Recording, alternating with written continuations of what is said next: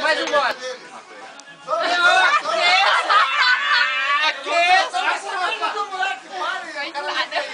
ter que fazer um vídeo dessa, mostrar pra ele como que ele estava. Vai, um gole só, vai. Nem que trevo, benção. Baixa, hein, velho. É verdade. Agora deixa o restinho pro Edgar. Por que eu? Nossa, amor, não podia. Você foi na onda dele, bebê. Não aguento, eu sou carneiro, assino a raça.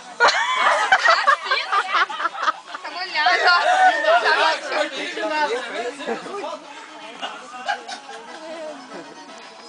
Não, risada ainda. Por esse no YouTube? A marca de vinho. Tá certo. Manda mais um. Eu vou deixar esse aqui. Não, esse Chega. Não, sério. Esse eu vou deixar aqui pra quem quiser tomar. E eu? Não, quem vai tomar? Ei, você vai pegar. Não, não, você não pode mais. Não deixa ele beber, cara. Não, é. Ai, Henrique! Ai, meu Deus, o Henrique dá bola. Meu Deus. Pare, Eder! Parei.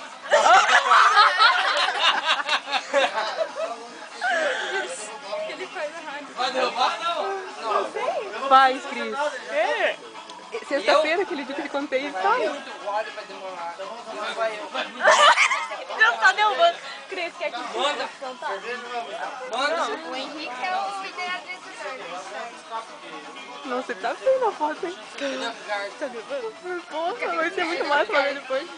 Chegue mais perto, não tem como. Então parei. Manda água então. Cerveja.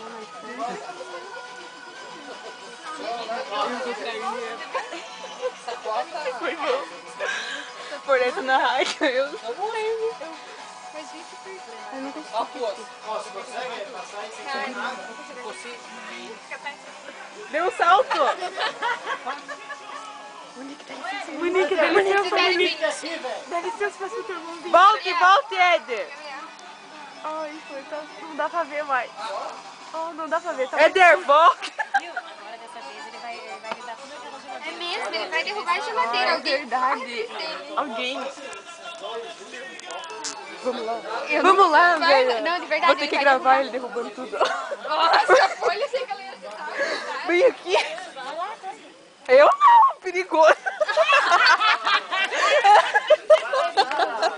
Mãe, vamos pegar nossas coisas e levar no quarto e eu quero tomar um caipirinha.